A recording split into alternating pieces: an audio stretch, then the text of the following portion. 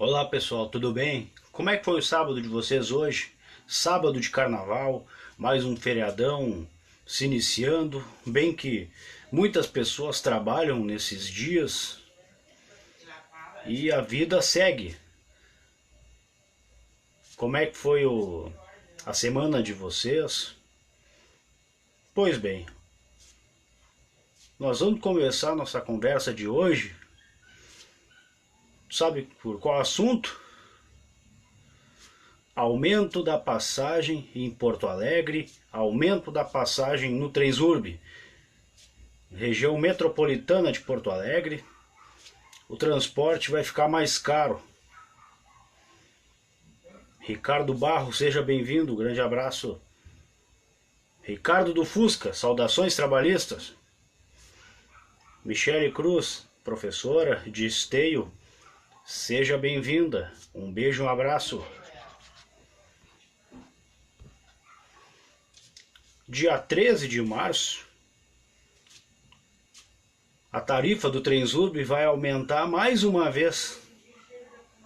Vai aumentar praticamente 30%, de R$ 3,30 para R$ 4,20, 90 centavos a mais para o trabalhador, para a trabalhadora gastar para sair das suas casas, para ir para o trabalho, para fazer suas viagens, seus deslocamentos. Em 2 anos, a tarifa do Transurb aumentou quase 150%. Em um ano, aumentou 94%. Teu salário aumentou isso? Não, não aumentou.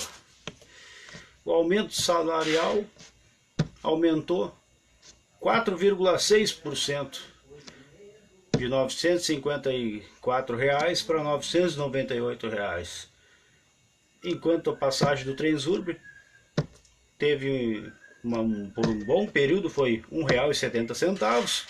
Depois aquele aumento de 94% para R$ 13,30. E agora vai aumentar para R$ 4,20. Em 2 anos, quase 150% de aumento. Um absurdo. E sendo que a direção da Transurb argumenta que precisa melhorar sua infraestrutura e renovar sua frota. E quem paga é o trabalhador, a trabalhadora, o consumidor, o contribuinte. E o Transurb vai perder passageiros. O transporte que abrange pessoas de Porto Alegre, Esteio, Sapucaia.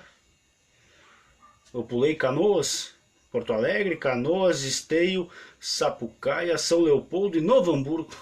Olha quantos passageiros a Transurb transporta diariamente.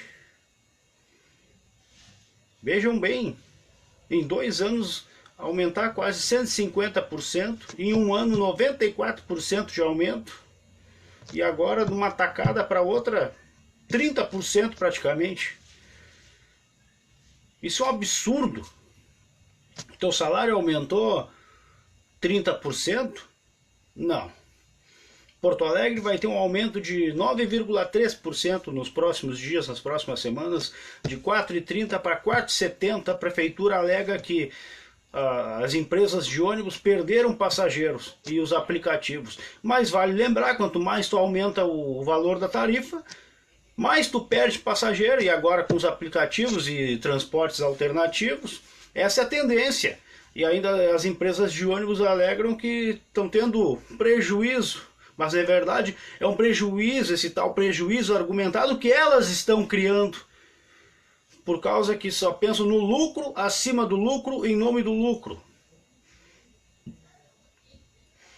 Aumentam as tarifas e fornecem um serviço cada vez pior. Na verdade, uma tal crise produzida e fomentada por elas mesmas. O que diminui a atratividade por parte do cidadão, do usuário do serviço. Em momento de crise, recessão econômica, desemprego, qual é o atrativo que a pessoa vai ter para pagar o transporte? Pô,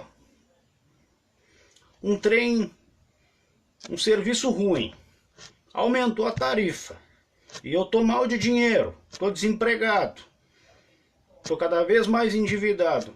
Qual é a atratividade que essa pessoa vai ter para sair de casa e utilizar um transporte público, seja o Transurb, ônibus, lotação?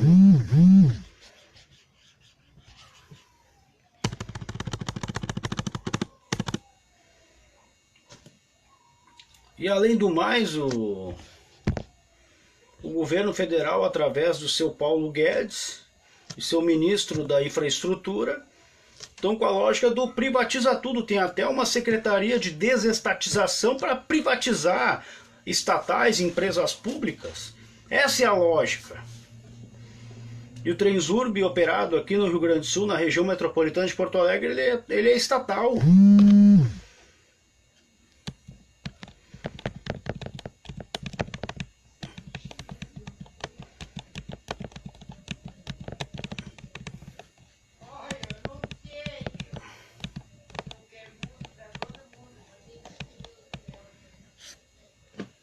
E além do mais, isso é mais um pretexto, um embrião, uma barriga de aluguel para privatizar o serviço do Transurb. Essa é a verdade. Quando se tem um serviço público, começa com precarizações, não deixa de ser prevaricação. Começa o serviço perder a sua qualidade. E aí argumentam para deixar o serviço mais caro, para afugentar o pessoal, para afugentar a clientela, para fazer o cidadão e a cidadã, o usuário do serviço, fugir, não querer mais utilizar aquele serviço. Aí vai para o Uber, para o alternativo, o transporte seletivo, os tais diretos, executivos, paga mais caro, mas para ter um conforto maior, chegar mais rápido no destino. E assim por diante.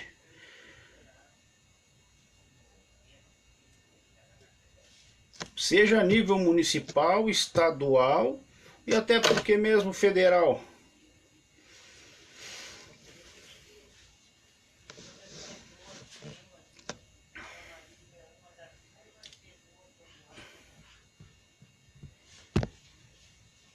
Um governo que privatiza, que entrega sua infraestrutura, não pensa em desenvolvimento. Não existe desenvolvimento sem soberania. Não existe desenvolvimento sem fomento na sua infraestrutura. Quem mais apareceu por aqui? Clarice Zanini. Seja bem-vinda, um beijo, um abraço.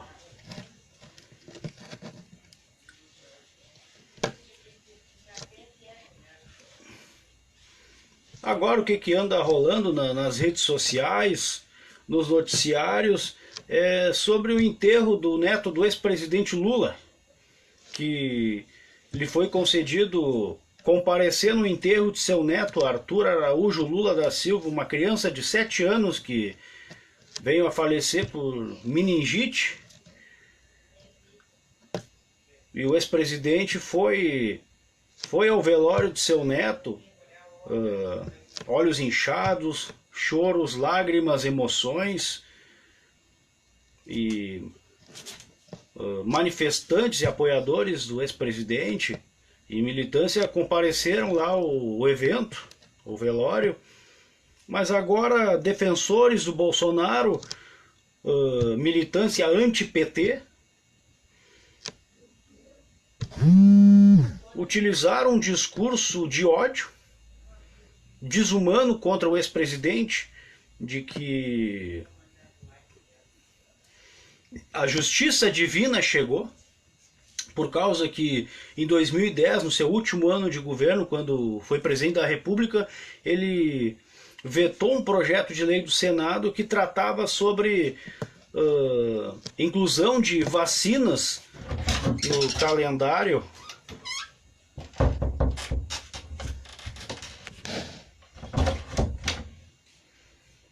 tratava de inclusão de vacinas no calendário, um projeto mal elaborado, e tanto que de 5 vacinas na época, 3 já constavam no calendário de vacinas do SUS, dentre elas a meningite, e tanto é que tinha outras vacinas que estavam previstas, já tinham substituídas por outras com maior eficácia, que por causa que essas previstas já estavam obsoletas.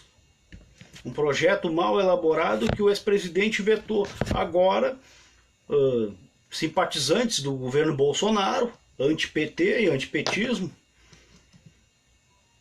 vão às redes sociais para dizer que foi um castigo de Deus, porque o ex-presidente Lula vetou o projeto em 2010, e agora, por causa que o seu neto veio a falecer por meningite, e agora, de maneira tendenciosa, utiliza uma matéria lá de 2010 para prejudicar ainda mais a imagem do ex-presidente.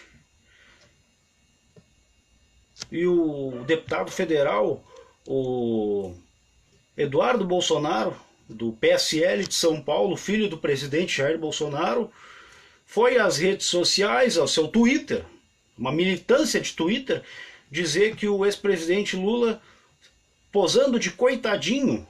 Mas vem cá, qualquer ser humano que perde um familiar fica triste, chora. É uma tamanha falta de humanidade do deputado, a tamanha falta de bom senso de um parlamentar que já está em seu segundo, terceiro mandato, já fez uma votação expressiva no estado de São Paulo, é filho de um presidente da República, uma figura pública conhecida nacionalmente, e as redes sociais para discursar de uma maneira desumana, raivosa. Uma coisa é ter divergências políticas, é natural do processo. Uma coisa vai lá, critica o ex-presidente, mas só que, bom, que pague pelos erros que fez, mas só que isso é uma questão de humanidade. Tem coisas que não se deseja nem pro seu pior inimigo. Nem pro seu pior inimigo, porque pode acontecer conosco mesmo. É uma questão de humanidade. Tu ir lá, fazer aquele discurso, é quase que desejar tomara que morra. Mas só que o deputado, ele tem familiar, uma criança pequena daquela idade ou idade próxima. Aquela coisa, não se deseja para outra pessoa o que pode se acontecer com ela mesma. E vale lembrar que na época o ex-presidente ele vetou um projeto mal elaborado. Entende? E agora o ódio, a intolerância, a desumanidade, desumanismo, agora se exacerbaram nas redes sociais. Muitas pessoas estão se revelando suas verdadeiras personalidades, índoles, se escondem atrás das redes sociais para publicar frases de baixo calão, frases agressivas, insultando ódio, violência, intolerância. Uma frase que eu vi nas redes sociais nesses últimos dias me chamou a atenção. Não se escreva aquilo na sua página de rede social o que tu não queira ver de você no outdoor. Parece ser singela, banal, mas tem um grande fundamento. Não escreva aquilo numa rede social, aquilo que tu não quer que escrevam sobre ti no outdoor. Clarice, doutora Clarice, é fácil ser ante tudo. Quero ver ter projeto, muito interessante. Quero ver ter projeto. Até agora, qual é o projeto da saúde para as crianças que esse governo apresentou até agora, que o ministro da Saúde até agora apresentou para a questão de calendário de vacinação das crianças, uma política de promoção em prevenção da saúde da criança. Até agora eu não vi nada. Já que muitos agentes de segurança pública, no âmbito federal, estadual e, por que não, municipais, agentes, guardas municipais de... Quem mais que comentou? Na verdade, ninguém está pensando sobre o futuro do Brasil, Clarissa. Exatamente, falou uma coisa muito verdade. Ninguém está pensando sobre o futuro do Brasil. O imediatismo tomou conta, Clarice. O imediatismo é para ontem, o hoje. Até porque assim, ó, hoje construímos o nosso amanhã. Quem mais apareceu por aqui? Amanda Marques Moreira Marques, perdão. Um beijo, um abraço, seja bem-vinda. Xanda Olex, seja bem-vinda. Um beijo, um abraço. Exatamente aquilo que construímos hoje terá reflexão no amanhã. O ontem, o hoje e o amanhã, eles não andam separados, eles andam de mãos dadas.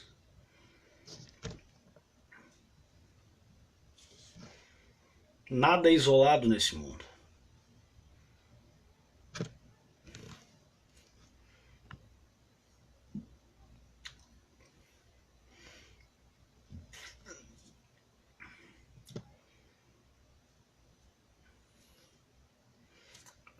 Durante a campanha se falou tanto em mudança, em nova política, em ética e moral, bons costumes, família, patriotismo. Mas que patriotismo é esse que age como um serviçal dos Estados Unidos? Que patriotismo é esse que querem entregar nosso patrimônio público, nossos recursos naturais, nosso bioma, a Amazônia, enfim, para nossas terras, para os Estados Unidos, entregar para os Estados Unidos e países europeus a nossa Amazônia. Querem entregar a nossa energia elétrica, Eletrobras, para os chineses que tem a maior empresa estatal de energia elétrica do mundo. Quer entregar na mão dos chineses a nossa energia elétrica. Tanto é que o Eduardo Leite quer monopolizar o setor energético para a iniciativa privada, porque 2/3 da energia elétrica produzida, gerada, transmitida e distribuída é da iniciativa privada, da RGE, que é uma subsidiária do grupo CFPL, a subsidiária de São Paulo, que esses grupos pertencem à estatal chinesa, a State Grid of the China, maior empresa estatal de energia elétrica do mundo. Isso mesmo, Eduardo Leite, assim como o Sartori, quer entregar nossa energia elétrica na mão dos chineses. Nosso setor energético na mão dos chineses.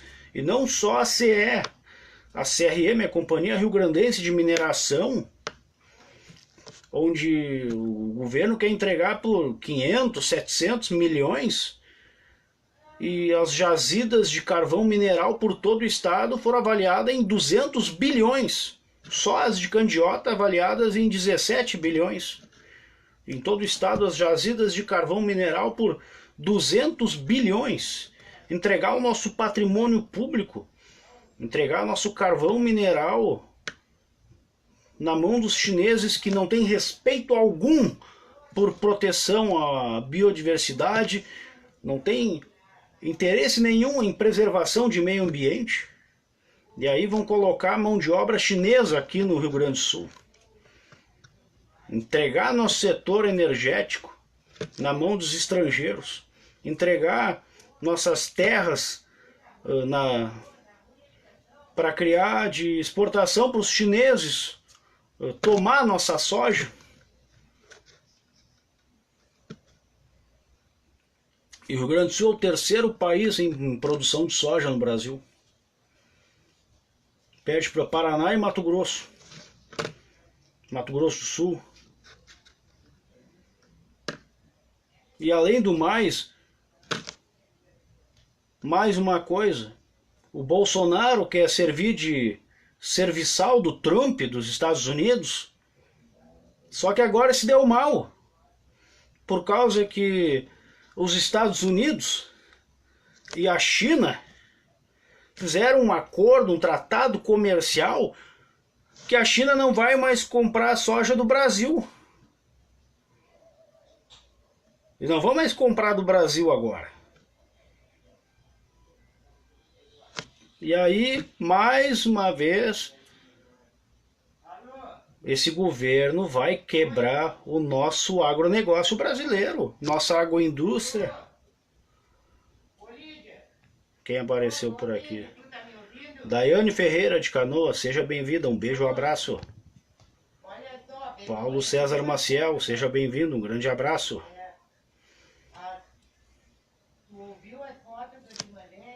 Os chineses não comprarão mais soja do Brasil, vão comprar dos Estados Unidos. Enquanto Bolsonaro servindo de fantoche, servindo de bucha de canhão, servindo de capacho serviçal dos Estados Unidos, agora os Estados Unidos quebrou as pernas do agronegócio brasileiro. Soja, isso aí vai refletir fortemente no Rio Grande do Sul.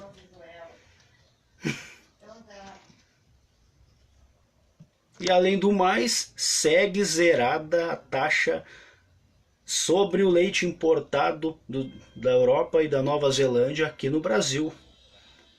O governo Bolsonaro prometeu acabar com a isenção, mas só que não cumpriu.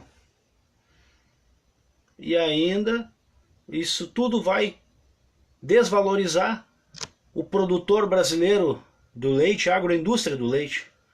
Muitos apoiaram o Bolsonaro e agora estão arrependidos.